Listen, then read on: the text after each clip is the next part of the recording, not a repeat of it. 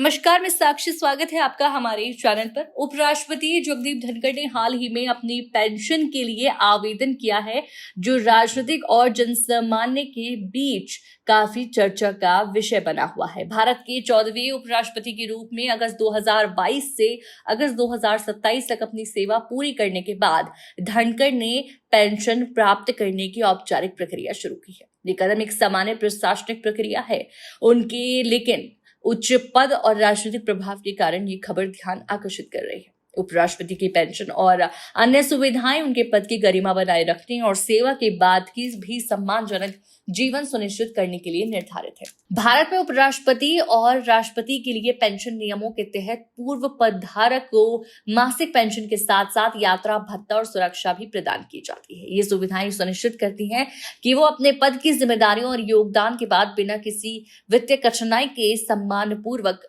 जीवन यापन कर सके।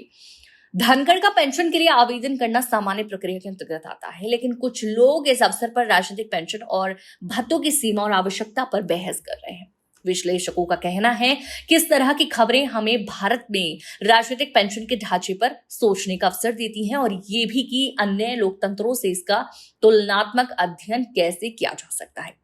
कुछ नागरिकों का मानना है कि पूर्व नेताओं को इतनी बड़ी पेंशन देना आवश्यक नहीं है, जबकि समर्थक इसे उनके पद की जिम्मेदारी और त्याग का सम्मान मानते हैं।